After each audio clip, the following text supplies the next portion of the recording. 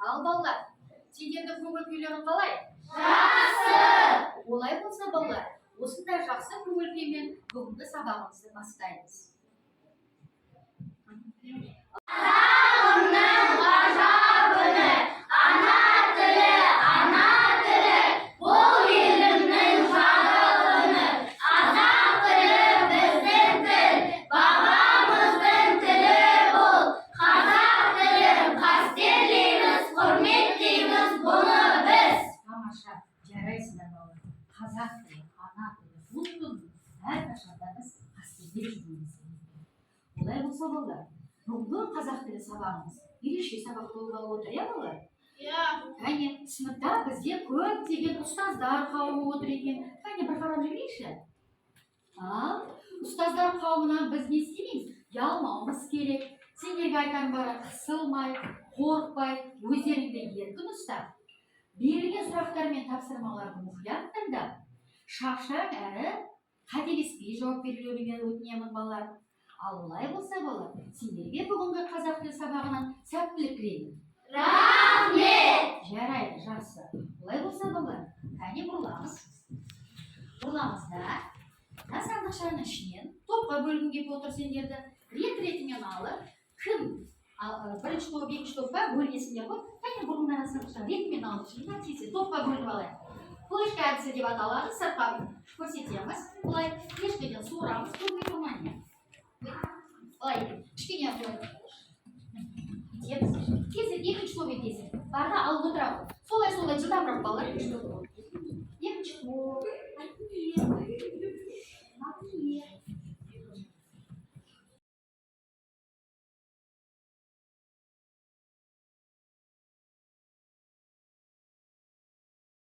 Психология ахуал қалыптастырып алайықшы. Қайын орнымыздан қайын. Психология ахуал. Біз бақытты баламыз, беске болды жеткізу. Тамаша, жарайсың.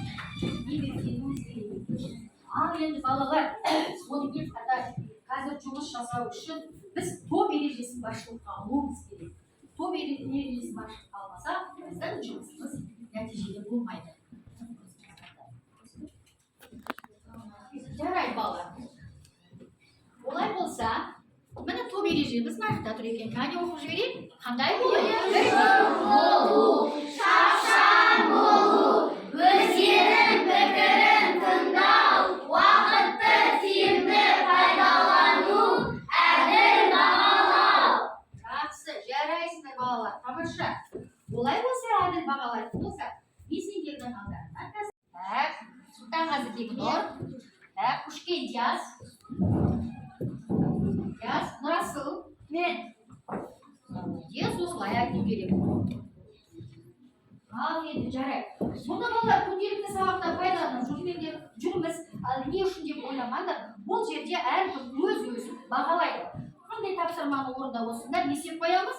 Белгі қоямыз. Бұл жерде барлық тапсырмалар 10 балдық жүйемен қойылған.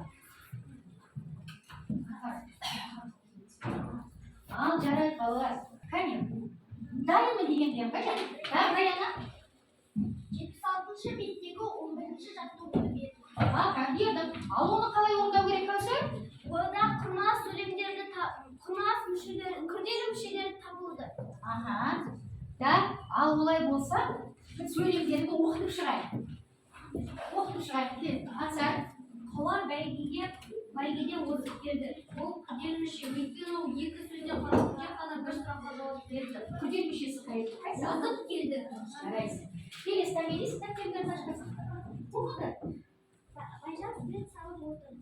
Қаттырап айтамыз. Байжан сурет салып отыр. Ол күрделі мүшеміз салып отыр екен. Келесі үшін сөйлемді. Адия? Бақта жеміс-жидек көп. Бұл жақта күрделі емес, өйткені екі сөзден құралған жеміс-жидек көп. Жарайды, жақсы. Сен айттың ба? Бізде бәрі. Біздің топта барлығымыз үй тапсырмасын орындаған. Біздің неміз топ жетекшілері неге ауысып кетпесін бе? Ауысып кетсін бе? Әдемі ауысып кетті. Жарайды. Енді балалар жақсы сендерге жұмысын орындап келіпсіңдер, барлығын жақсы жарайсыңдар. Енді олай болса балалар, тақтаға назарымызды аударайықшы балалар. Тақтаға назарымызды аударайықшы балалар. Мына жерде нені бейнесі деп ойлайсыңдар? Не жасырып тұр деп ойлайсыңдар? Күн жасырып тұр. Күннің бетін не торлаған? Бұлт торлаған. Күннің көзі күлімдеген көзі, күннің шашы, күннің бейнесі көрініп тұрған жоқ. Олай болса біз бұндағы тапсырмаларды орындап отырып, біз күннің күлімдеген күннің көзін ашуатсыз арқылы ат-бара ғой, Раяна деген.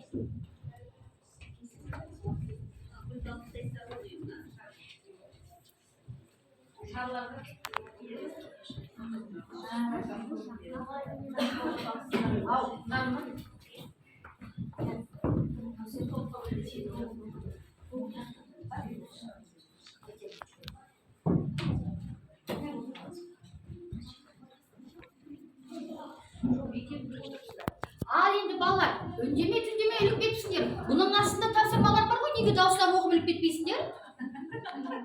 Болмайды ғой ол. Мен не білем, кімнің қалай орындағанын. Қазір қалай сендер өздеріңе бағалап отырсыңдар? Ой, мен білдім деп белгілеп қойыңдар ма? Жарайды, жақсы. Келесі қалып қапты ғой, төртеу бар екен, соны аяғылай. Кім шықпады? Назана келе ғой. Шықпаған оқушылар, нұрасыл шыққан жоқсыңдар? Келе ғой. Тағы. Тәңелес келе ғой. Даусыңды бізге қара. Ұстаздар қауымына қара, қандай сөз жазылды екен? Үзіліс кезінде сыныпта жүгірмейді. Ол Дара мүше. Кәне, ол қайсысы екен балалар? Бейнесі? Күннің бейнесін көрсек қалай екен? Күлімдеп тұр. Бізге жылуын шашып тұр. Біз енді сабағымызды балалар осындай күн сияқты жарқырап, күлімдеп бастап, сабақтың соңына дейін осындай жақсы күймен аяқтағым келіп отыр балалар. Сол мақсатпен алған болатынмын. Ауа райының қолайсыз жағдайына қарамастан осындай күннің әдісін алған себебім осы. Жақсы балалар. Енді балалар, сендерге бағанада бері жаттығу оқыдыңдар, тапсырманы орындар, енді жеке сұрағым бар балалар. Сонымен сөйлемнің мүшелерінің жұмысына қарай нешеге бөлінеді екен? Екіге бөлінеді. Қандай?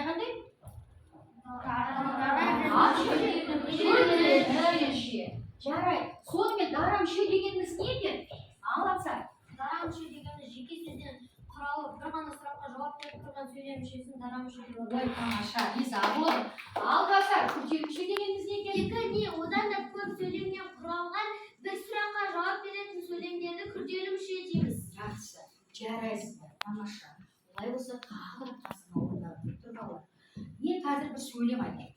Ал сен де сол сөйлемді оқып отырып, дара мүше болса бір ғана шапалақтаймыз. Ал күрделі мүше болса екі рет шапалақтаймыз, иә? Іші қарапайым жеңіл салайын. Сабақ басталды. Сабақ басталып жатыр. Біздің сыныпта 15 оқушы бар. Жақсы, екі рет шапалақтағансыздар. Ал олардың барлығы жақсы оқиды. Дара мүше, бір ғана шапалақта. Қателесіңдер.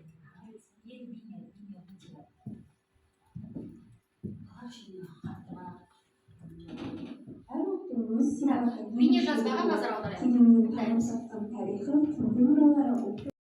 Қаласында орналасқан Қожа Ахмет Яссауи кесенесі. Ол 12-ші ғасырда өмір сүрген және оның дәл ортасында тайғазан орналасқан.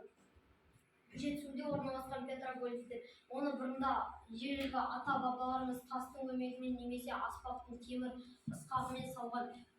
Және ол 2004 жылы ЮНЕСКО-ға енген. Сарыарқа даласы ол 400 мыңнан астам гектар жерді құрайды және оның суы ащы мен тұщы болып бөлінеді.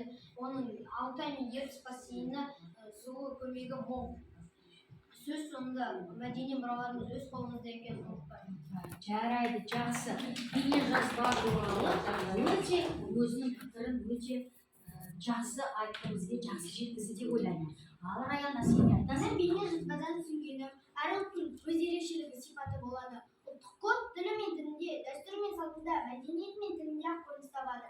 Қазақстанда ұлттық мұра салалардың 25 мыңнан астам ескерткіштер бар. Оның үшеуі ЮНЕСКО қорғауындағы мұралар тізімінде.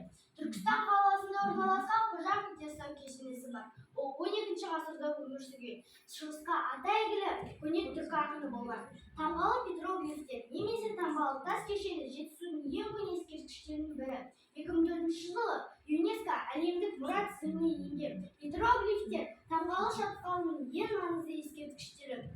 Сарыарқа даласында орналасқан, жалпы ауданы 450-344 гектар құрайтын екі қорықтан тұрады. Біріншісі қорғалжын қорығы, екіншісі Наурызым қорығы. Нысан тұщы және ащы суы екі өзендерді қамтып, солтүстік Арктикаға және оңтүстік Арал ертіс бассейніне құятын өзендердің су айрығы болып табылады. Жарайды, тамаша, Раяна, өте жақсы. Қалай айтқысы келіп отыр? Мен сұрамай қалды мұғалім. Айтайын деп отыр едім деп, команда. Алай, және айтасың. Мен бұл бейнежазбада түсінгенім әр ұлттың өз ерекшелігі болады. Ал код тілі мен дінде мәдениетінде көрініс табады. Қазақстанда 25 мыңнан астам тарихи және мәдени ескерткіштер бар. Олардың үшеуі ЮНЕСКО қорғауындағы мұралар тізімінде. Түркістан қаласында орналасқан Қожа Ахмет Яссауи кесенесі бар. Ол 12-ші ғасырда өмір сүрген. Ол кісі шығысқа әйгілі адам болған және күй тарасқан. Шамбалы петроглифтер Жетісудың ең көне ескерткіштерінің бірі. 2004 жылдан бері Қазақстанда ЮНЕСКО әлемдік мұра нысандарына енген. Жарайды, жақсы. Жарайды. Тағы айтқысы келеді. Шаңырақ бар болатын, шаңырақ дейді. Міне осылардың барлығы біздің мәдени мұрамызда ұрпақтан ұрпаққа жалғаса кетеді. Жарайды, жақсы.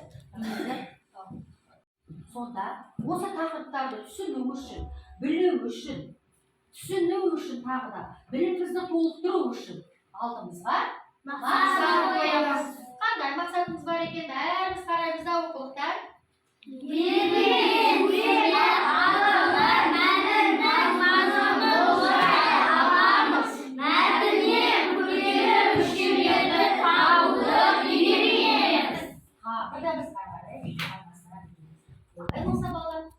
Жаттығуды қарап жіберейік. Тамирис деп ансарға қараппын. Ал суреттерде не бейнеленген? Ол қай қалада орналасқан? Сұрақтарынан берген жауабының дұрыстығын дәлелдейді. Кішкене даусыңызды шығарайық. Ал суретке қара. Алдарында оқулықтар тұр екен. Темірлан, суретке қарап, суретте не көріп отырсың? Жаңағы бейнежазбадан да көруге болады ғой, бізге тез айтуға. Ал, Расул?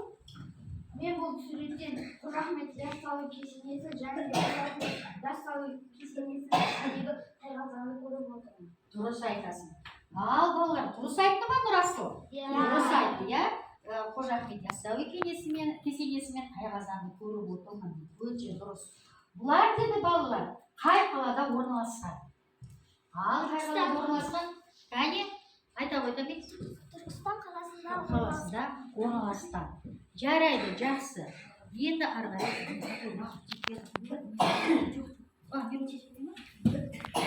Жарайды бала. Біз бағанадан бері тапсырма орындадық.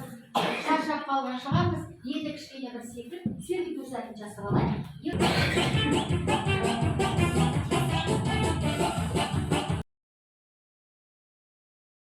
Қарай жұмысымызды жалғастырамыз балалар. Енді 13-ші жаттығуға қараңдаршы. Оны қалай орындау керек екен? Жас, бүгін сен дауысын естімедің, жас. Тез жылдам.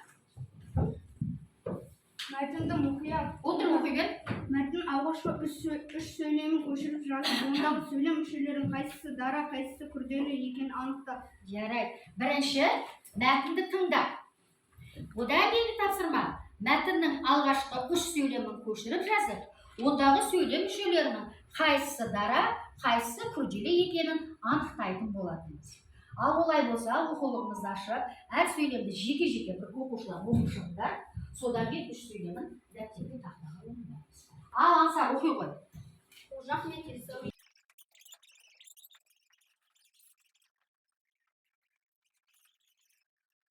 бүкіл әлемді мұра тізіміне енген. Ол қандай мұра тізіміне енген деп қоямыз, иә? Бүкіл әлемді. Бұл жерде бүкіл әлемді күрделі мүшеміз осы екен, иә? Күрделі анықтауышы деген. Тұра беріңіз. Жақсы. Келесі сөйлесіңіз. Ақылдаса дейді, тез жылдам. 16 минутқа 8 минут тұрсақ. Жазуға көп уақыт кетіп қалады. Аға, жабыстырамыз.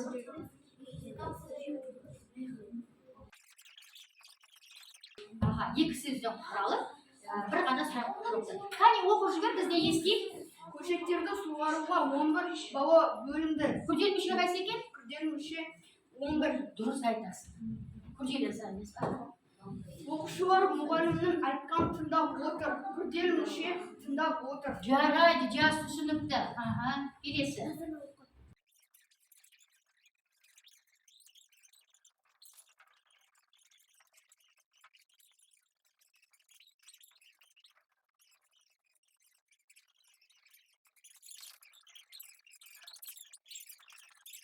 Бәрінен көресіңдер. Үлгермесінде келесі сабақта тағы ойнаймыз.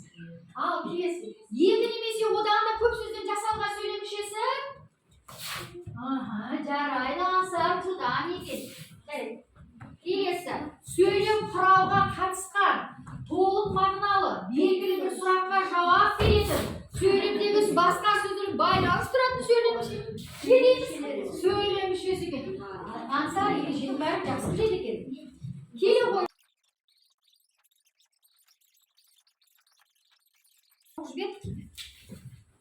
Мен Қашан оқи беріңдер. төмендегі графикалық модельде басқышылық алып, ішіндегі күрделі мүшелері бар сөйлемді құрайды. Аха, не дедік? Так, төмендегі графикалық модельді басшылық алып, ішінде күрделі мүшесі бар сөйлем құраймыз дейді. Ал қалай құраймыз? Кім келеді? Не істейміз?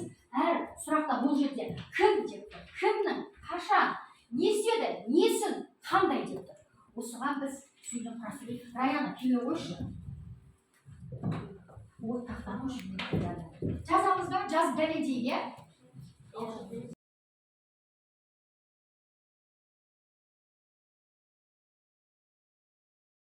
Үйге тапсырмалы қалады.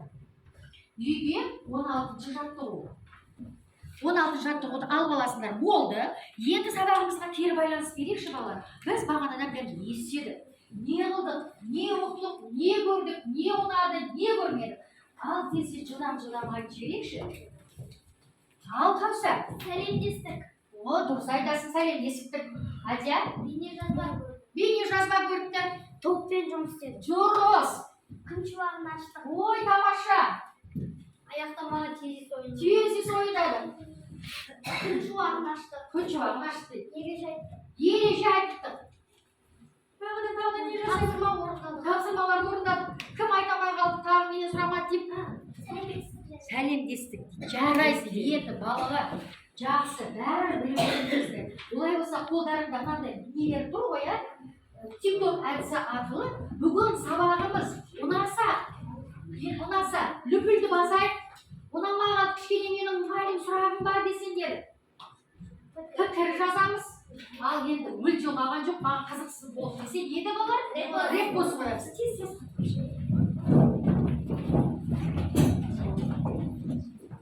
Бағалы ойын бар.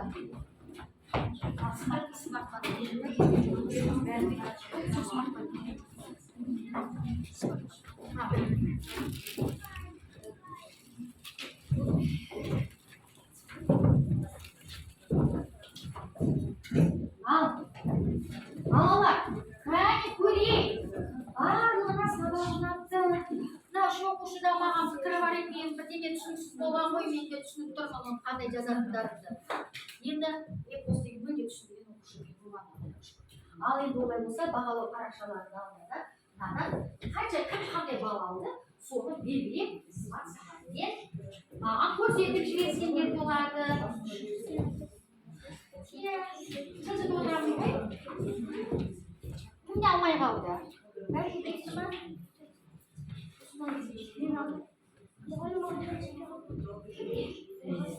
Жауап бермеген оқушылар мүлде белгілемей қойсын балалар. Al cevap verdim. Men erejеге ayттым. Beni жазба жаздым. Тақтаға шығып жатырмын. Кездесуге қатыстым. Одан кейін еді. Неге бірақ бәрін қатысыңдар топқа? Топқа қоюларына болады. Ал болды.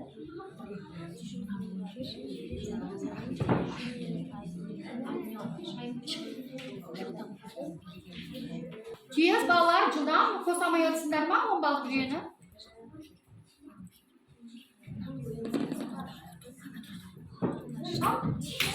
Не күнделікке қоюым керек, Таня, а сен қанша? Сен қаншалысың? 6 деп санамайсың, неге балтыр ғой? 6 деді, дұрыс, бағалағаның дұрыс дейін бір бағыттарға шықты, бәрін жасады. Кәне кім? 1, 2, 3, 4, 5, 6, кәне көрсетші шықады, міне мұғайым 6 деп.